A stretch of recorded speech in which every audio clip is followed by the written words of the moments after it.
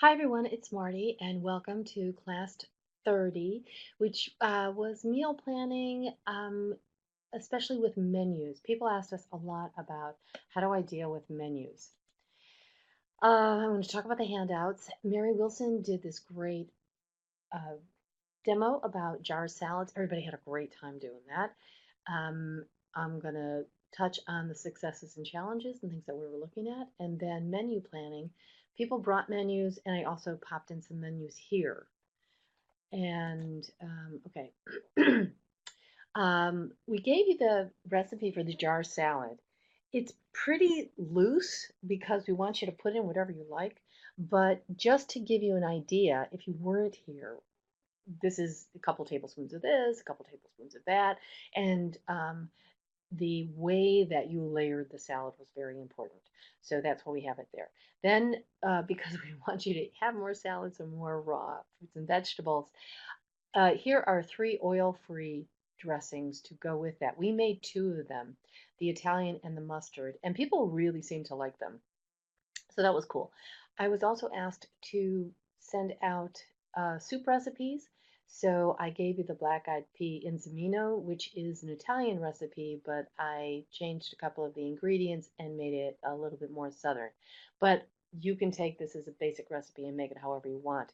I also made something really fast with it. I put in like a super quick method where everything you use is either in a can or it's frozen. So all the vegetables are frozen, and you use a can of beans, and then you're just throwing in the spices on top of that, or something that's in a jar.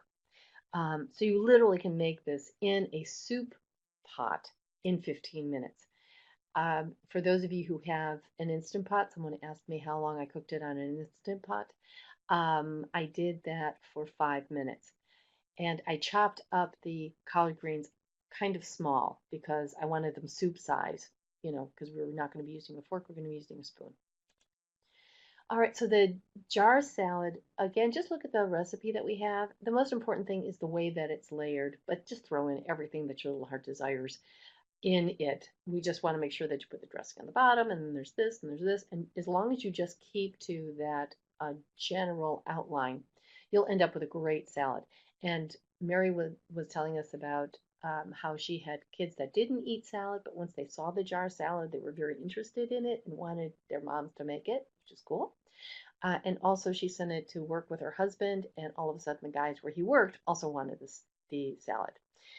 For her son, because these are in glass jars, and you can also make them in plastic containers, like we have those quart-sized containers that would work just fine. She puts it in a koozie so that should it fall, it probably won't break. For an adult, or like sometimes my my lunch salad is my biggest meal of the day. I would make it in a quart-sized jar. The ones we used pint-sized jars here, which was really nice as like a side salad for something. We also had a vinegar tasting. I wanted to do this for a while, and we tasted two infused vinegars. These are vinegars that you will find. We got ours from Crescent Olive. There's also a guy that's a vendor at the Soda City Market, and we tried a lemon and we also tried a fig, which were two of the most popular. And we thought it would be okay with most people. I would suggest trying infused vinegars at a vinegar tap room. They literally have these little stores and shops, and you can try lots of different kinds. Um, and I will be happy to have you taste the vinegar when you come in to class next time. I bought a little bit larger size of them so we could specifically do that. And also, we would add them to our salad bars. They are very, very flavorful. You only need a very little bit, and you can get them so that they are herb tasting. They have all kinds of different fruits in them, and there's no sugar added to them. The only sugar that's in there is the one that comes from whatever ingredient is with the balsamic vinegar. And even people who didn't like balsamic vinegars liked these. They taste very different than just the balsamic vinegar that you're going to find at your local grocery store. So come on in and taste them if you didn't get a chance. They were really lovely and people loved them. Okay, successes and challenges. How was the break for you? And what foods did you eat to decrease inflammation? If you don't know what that means, I would go and listen to the recording that we have on inflammation and foods, because we really, a lot of people don't understand that inflammation leads to a lot of the issues with diabetes, heart disease. It's inflammation everywhere. It's not just on your finger. You actually have an inflammatory state in many different parts of your body that may be centered in one area, but it is all over. Um, and decreasing your inflammation is one of the most important things you can do. And that is one of the reasons why we set up this diet the way it was set up. Also, we sent out a holiday tips handout, and we asked which holiday tips were best for you. And the ones that worked for this holiday may be ones that you can use in the future. So that would be really great. All right, so then we had people bring in menus, and people brought in all kinds of menus, and that was really wonderful. And we ran through them. I am sending out um, a handout. It's a it's a very um, remedial handout, and there are a few different uh, restaurants and fast foods. I was really looking more for the fast foods, so that you can see the calorie counts for a few different restaurants other than the ones that I'm going to show right here. One of the things that I have found since I worked in restaurants was to check out the side dishes. First of all, side dishes a lot of times can be an entree in themselves, like a side dish and a nice sized salad. A lot of times is going to be lunch and can be dinner, depending on, how much later and how much you want to eat at a dinner serving. Also, look what's being served with other menu items. So a lot of times you'll have a steak that comes with grilled onions and mushrooms, and there'll be a baked potato. Well, you could just have a side salad and just ask them to get you the baked potato and the mushrooms and onions. I have had that for lunch, and it's very satisfying. I think it was Outback Steakhouse that has a sweet potato. You could do the same thing on a sweet potato.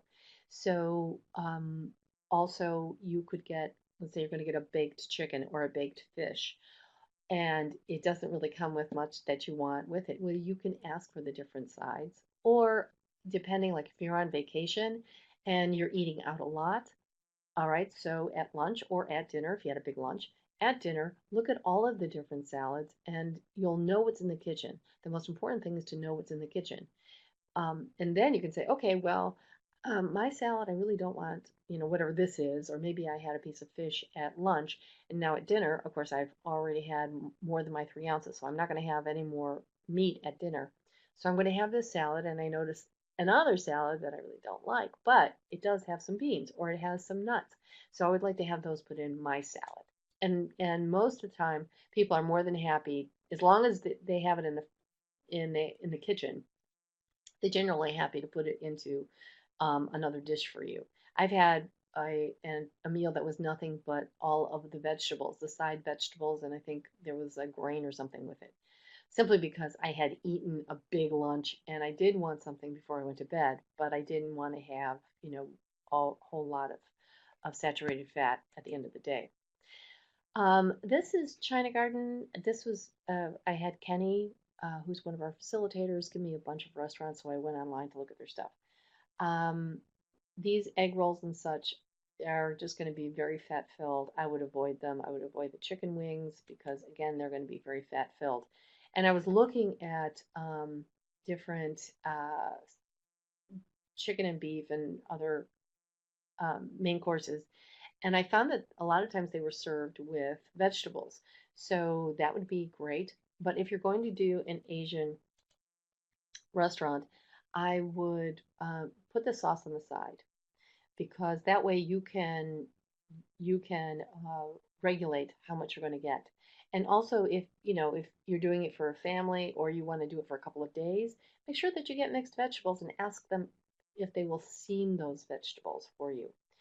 Uh, Chinese places are quite used to steaming things, so they would be happy to steam the vegetables for you. If you have the sauce on the side, now you can have a little sauce on them, to give them a little more flavor, and they're really, really yummy. I would also, if you're going to be getting green beans, a lot of times they over salt stuff.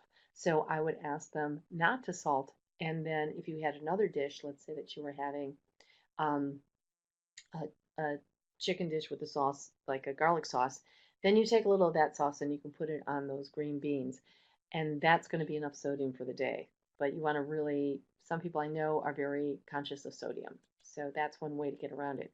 I was looking at Kiki's Chicken and Waffles. There really wasn't a lot here, but she did uh, cater one of our meetings, and if you ask, she will be happy to bake or grill whatever it is that you would like, as opposed to frying it. And that's what we really want to avoid is any kind of fried foods. So I didn't really notice that they had a big salad or anything that you could. I think they had a side salad, and that was about it. There's steamed vegetables that you could have. Oh, they do have a house salad, so you could do that. And I would have it without the bacon because, again, you don't, if it's going to come with cheese, well, then you don't want to put bacon on top of that because that's just going to be a whole lot of saturated fat. So I would ask and see if you can get your item baked or grilled. And also, Mary said that she might be coming out with a different menu or some additions to her menu. M's Kitchen, again, we're talking about a Asian restaurant.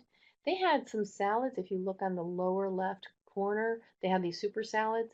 Um, you could get the grilled salmon. There's a couple of them I would not have, I would not recommend. But they did have a lot of different salad items, so you could look at that to have something like that, especially for lunch. Um, there is in the center section where it says signature entrees, they have a vegetarian section. You can always order one of those with some chicken in it or some other seafood. And also, because I've done that, I've just seen where, they have this really nice looking vegetable thing. And I've just said, well, can you give me some kind of concentrated protein with it? And they're very happy to do that. Again, I would get the sauce on the side. I have been traveling and ended up with Chinese being the only place that's open when I get into town. And sometimes it's just swimming in this heavy fat-filled sauce, or it's super, super salty. And I avoid that by asking for the sauce on the side, and then I can just pour it on top if that's, what I like. But I'm in control, and that's what I really want you to be, is in control of your food. Um, Avoid fried rice, period. They have brown rice at M's Kitchen.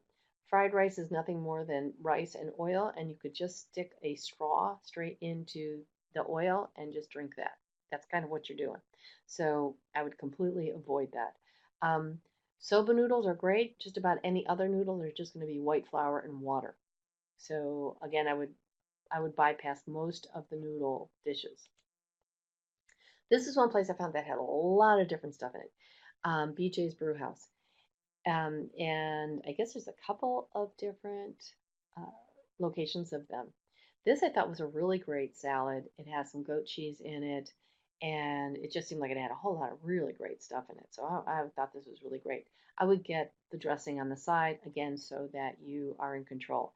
Do not do the dabbing thing with the salad dressing. Usually you can get it, you're going to get a spoon or you can ask for a teaspoon and put a couple of teaspoons on your salad and then mix it in. A lot of times people are doing this whole dabbing thing and they end up eating just as much salad dressing. So the idea is to keep your salad dressing on there so you don't have a dry salad, but not too much. This enlightened chicken quinoa bowl, it has quinoa and brown rice, which is really great. And then I'm not sure on how big that chicken is. The other thing is I was looking at the calorie count, and the calorie count is 440 for the salad, which I thought was really great. If you're my size person, to lose weight, it's going to be around 1,500 calories to 1,800 calories a day that you're going to be able to eat. So you're going to think of your meals as being around 500 calories. So if you're going to have an entree that's above 600 calories and you're having a salad, then you're going to be way up in your calorie count and also in your fat content. So if I got this enlightened chicken bowl, I would ask for a to-go container, and I would cut the chicken in half because usually they're going to give you about 6 ounces of chicken, which is twice as much as what you can have for the day. I would also ask them not to put the drizzle of extra virgin olive oil on it, and that might bring the calories down to around 500 to 600 calories. I really like this one. Again, I would ask for a to-go box for the chicken because it also has feta cheese in it, which is going to have a lot of saturated fat and salt. Feta cheese has a great deal of salt in it. But it seemed really yummy. And so again, to me that would be cost effective. I could take that piece of chicken and I can have it for lunch, which would be great. Now, for this, which is 520 calories, I can have lunch, part of my lunch is already made. That's really cool. And it also has brown rice and um, black beans. So again, you're getting a good dose of fiber. This Pacific Poke has, I do believe it's salmon, and it has the soba noodles, which means they're going to get some fiber from the soba noodles. It is 610 calories. I would check out, I think it has avocado with it. So you may want to just kind of knock off the avocado, or you may want to knock off those onions that are on top. Those are fried, and you don't need them. So I would just ask for it not to come with fried onions because it's really hard not to eat them when they show up on your plate. The enlightened seared ahi salad seemed really yummy. And again, I would have it with salad dressing on the side, and I would not have it with those onions on top. And I bet you that it comes down to 500 calories or a little bit lower. And then you have a whole bunch of fiber, which is fabulous for you. This looked like a really nice glazed salmon. I'm not sure how big the salmon is, but again, you could cut that, take it with you, because this is bordering on the edge of being like a lot of calories, especially if you're going to have anything else to eat with it. So, but I like the fact that it came with the spinach couscous and the asparagus. That all seemed really great. So I would probably, depending on the size of the salmon, I might actually take that with me, and the next day I would have some salmon.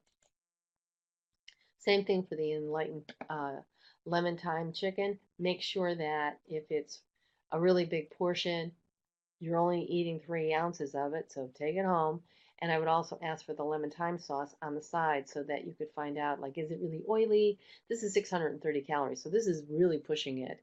And the fat content is going to be a little high. So if you didn't have the sauce and and you used like half of that chicken, you're probably going to be good to go for the entire, the meal's going to be just great and perfect for what you need. Olive Garden. I have a lot of different stuff here. Um, these are a lot of appetizers, and I wanted to point out that these appetizers are very, very high in calories and fat. A lot of them are close to 1,000 calories, which is really huge. I want to see whether I can make this any bigger. I don't think so.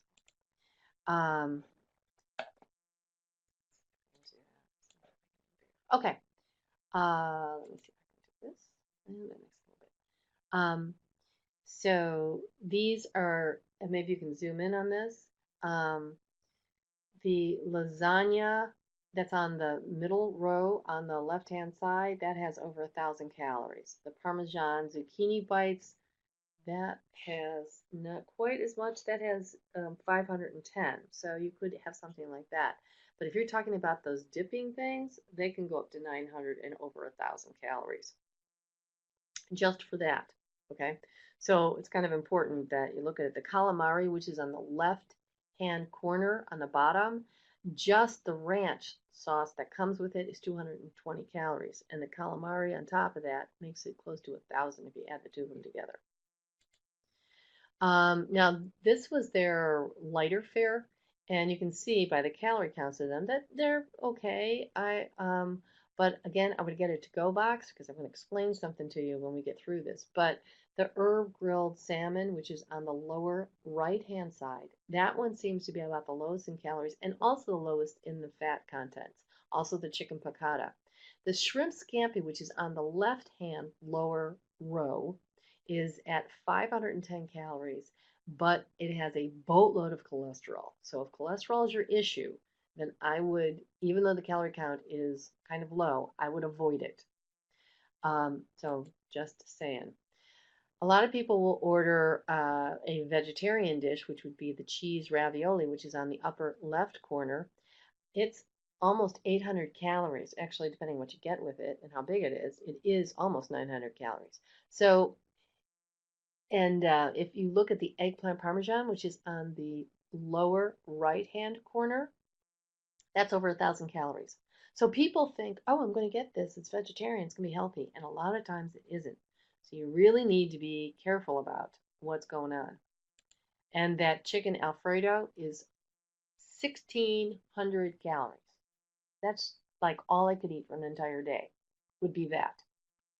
So realize that you have to think about this. So this one had I'm trying to think if there's anything new on this. Oh, I wanted to talk about the tour of Italy.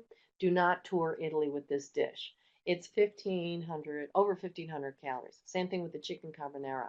So again, it doesn't look like it's that big of a difference versus the chicken margarita, but it is. So be aware. Um, Again, I wanted to show people fettuccine alfredo. It's over 1,000 calories for the fettuccine alfredo. So if you're going to have it, get a get half of it boxed immediately. Great, that might absolutely work for you. Same thing with the lasagna. I would get half of it cut, put in a box, and have that show up boxed at the table, so it's not going to call your name out. Yes, oh, I have the calamari, which was almost 900 calories. The stuffed mushrooms, now if you wanted to have those as an appetizer with some folks, one of those seems like would be a pretty good idea. Um, if you wanted to have an appetizer, everybody gets one, that kind of works. But that spinach artichoke dip, because again, some people are thinking, oh, I'll just get an appetizer. That is, 800, 900 calories. And that doesn't include the stick, the breadstick. Um, what did I want to point out here? Oh yeah, so again, the salmon piccata seems like a really good idea. The um, that's on the upper right-hand corner, and so does the herb grilled salmon. I kept clicking on different menus to find out what was in there. The shrimp Alfredo is like huge, crazy amount of of calories, and the fat content I think is something that's up to like 35 or 40 grams of fat. Same thing for the chicken and shrimp carbonara. It's really high in the saturated fat. But a lot of people want to go to something, a little bit less in the oil department, and they go for the house salad. The house salad is supposed to feed, I think, 5 people, and I would forego the uh, the dressing that it comes with. You can get balsamic vinegar, you can get oil. You can get balsamic vinegar. You can get. I have lemons and I put salt and pepper on it, and I find it's very refreshing, especially if I'm going to have some pasta dish that's going to be heavy on its own. Then the salad becomes really refreshing. The thing that my family does the most is we go to the unlimited soup and salad breadstick. Um, and the soups are pretty low, so you can have a couple of bowls of soup that works. Or a bowl of soup and a bowl of salad, and it really is fabulous. The thing to realize is that these breadsticks are 140 calories a piece, and I can tell you that having just one is not going to do it for me. So I just try to forego them completely. But some of the soups, like the minestrone soup, is around 200 calories. So you could have a couple bowls of soup and have some salad and be very fulfilled and still stay within the parameters of the diet because that's what you want to do. And again, I was bringing up a few of these, the dips. Um, there's a marinara dip that I think may be the 90-calorie one. But when you start talking about the cream dips, those are the ones that are 440 calories, and that's before you add in another 140 calories for a breadstick. So look at the handout. There's a few more places in the handout, and but check. All right. So those are some tips. What are you going to eat this week? Okay. This came from Dr. Bree, which I thought was really wonderful. It was a great find. And this will also help you just clear out your refrigerator. Because a lot of people will walk in and go, oh my God, what am I going to eat tonight? Well, here's a way to do it. You start with a base, which could be, okay, I'm going to have a salad tonight because I got a bunch of veggies, or pasta because I already have this pasta made, or I have some soba noodles. That would be really quick. I want to make a wrap, or I want to do a bowl. Maybe you have some grains left over, quinoa, lentils, or something like that left over in the fridge. Okay, so start with whatever that base is, and then you add the filling. So if you're going to do a salad, you're going to throw a lot of greens on top of it. You're going to put some grains with it, or maybe some legumes, and then you're going to just see what veggies you have, and you're going to have those on there.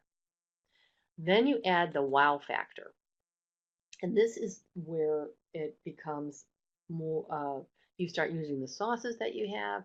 I have thinned out hummus so that it was more like a sauce. It was also a very salty hummus. And I thinned it out so it was a really nice sauce on top of my bowl. You can do guacamole or salsa, different types of dressings. Any of the dressings that we have here, most of them would make a really good sauce.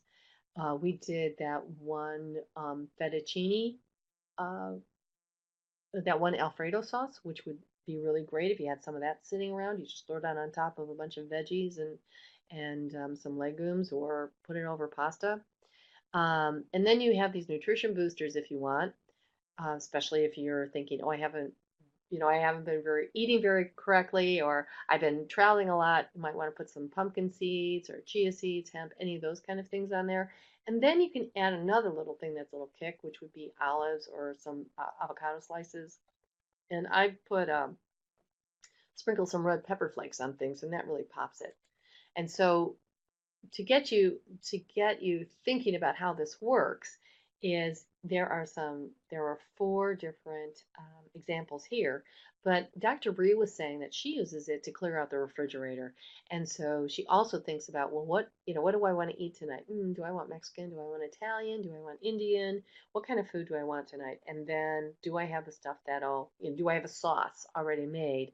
Great, then what can I put in under that sauce, which is going to be, which is going to be Mexican. Okay, well, then I'm going to throw some olives on top of it.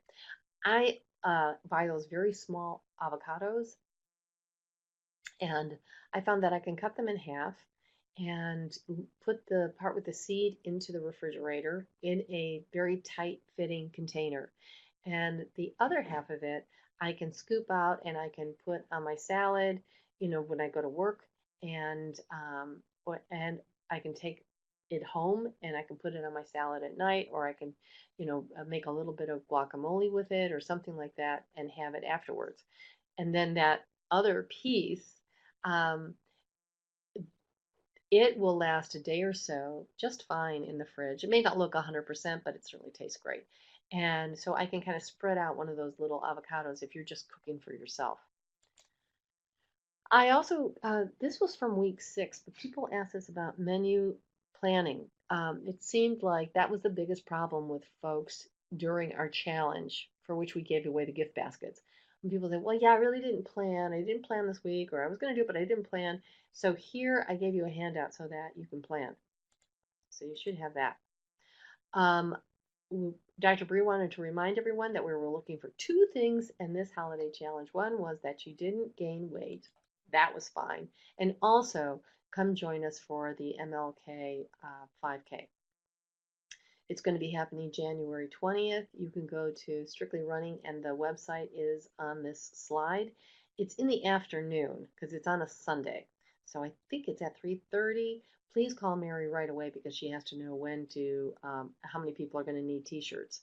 And we have a team of people already, so please come join us. We gave away a prize, and if you were here, you got a raffle ticket to do it. If you are someone who comes on Monday, our next class is Martin Luther King Day. And so we asked the class, we didn't want to go a month without seeing you. So that's why there's a question mark on the virtual over there. And we asked the class so your next class will be on the 23rd at 5:30. The week after that, we're going to have a surprise. What did we talk about today? We talked about how to eat at restaurants, meal planning. Plan for this week. Think about when you're going to be busy. Sometimes, a lot of people have different semesters, so the semester changes your schedule. Look at your schedule and plan for the days where you're going to be really, really busy. And these jar salads were just great. People love them, and they will last for a couple of days in your fridge. If you follow the directions, they will last a couple of days. But Mary said that they generally don't last too long in her fridge because people just eat them. All right, you get a bi-weekly questionnaire every other Thursday. You're going to receive a link, so make sure that you fill that out. And please remember to come in and ask me about the vinegars. Thank you so much for being a part of our study. Thank you so much for being with us this long. We're really excited and we're very, very happy to have you.